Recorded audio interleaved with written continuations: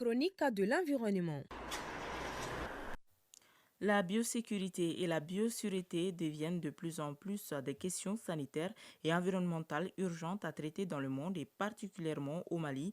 Elles désignent des processus, méthodes, mesures préventives et réglementaires visant à réduire le risque biologique et notamment les risques de diffusion et transmission accidentelle ou malveillante de pathogènes. D'ailleurs, un avant-projet de texte de loi relatif à la biosécurité et biosureté au Mali était à l'examen par le Conseil national de l'environnement. Chronique de l'environnement en rediffusion, une réalisation de Agibou Koulibaly.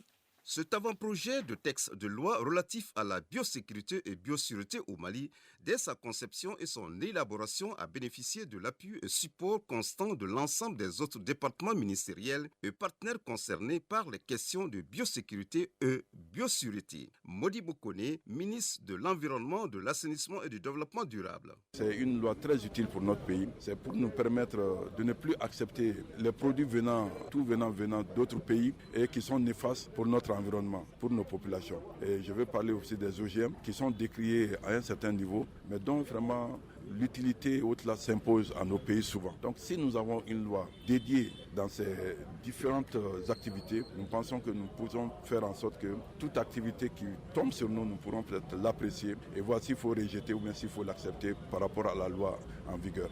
L'Association malienne de biosécurité et de biosureté, Ambios, est une jeune association qui a une expertise avérée, appuie le gouvernement pour lui permettre d'atteindre l'un des objectifs phares de l'agenda de sécurité sanitaire mondiale, à savoir l'élaboration du cadre national de biosécurité et de biosureté au Mali. Professeur Djibril Sangaré, président de l'Association malienne de biosécurité et de biosureté. C'est vraiment une des étapes de la mise au point de ce qu'on appelle le cadre national global de biosécurité et de biosureté. Le cadre national, c'est pratiquement tout un tas de textes réglementaires, législatifs, mais aussi des normes. C'est tout cet ensemble-là qui constitue aujourd'hui ce qu'on appelle le cadre national qui est global pour la biosécurité et la biosureté. La biosécurité et la biosureté qui stipule en fait des procédures, des conditions qui sont mises en place pour la prévention, mais aussi la prévention vraiment pour les utilisateurs, ne pas tomber dans des accidents, des incidents biologiques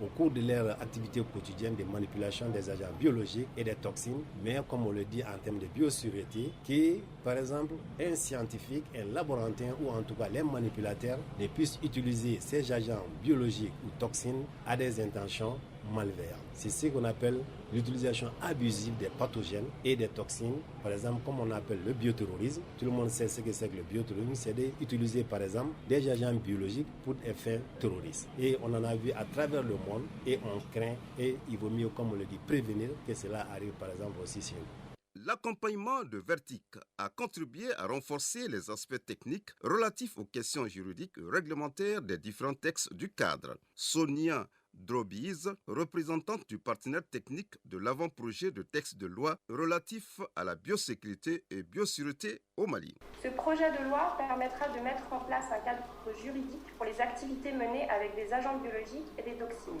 Il interdit les armes biologiques et vise à assurer d'une part la sécurité biologique consistant dans la mise en œuvre d'un certain nombre de principes, de techniques et de pratiques de confinement visant à prévenir le risque accidentel d'exposition du personnel à des agents biologiques et à des toxines ou encore de libération de tels substances. Modibo Kone, ministre de l'Environnement, de l'Assainissement et du Développement durable. Ce que cette loi va changer, c'est que plus que jamais, on n'aura plus sur notre panier de la ménagère ou les produits à consommer venant de l'extérieur, vous m'excusez du terme, quelque chose qui ne s'adapte pas à nous, qui peut être des produits pas utiles pour notre vie, peut-être des produits qui peuvent nous créer des problèmes collatéraux. Donc c'est pour vous dire que nous sommes en train de nous couvrir nous-mêmes au niveau du Mali, afin que plus que jamais, toute activité cessante que ces produits néfastes pour l'environnement, mais aussi pour la nutrition des personnes puissent s'arrêter et ne plus rentrer chez nous. Le Conseil national de l'environnement a pour mission de donner un avis et de formuler des propositions et recommandations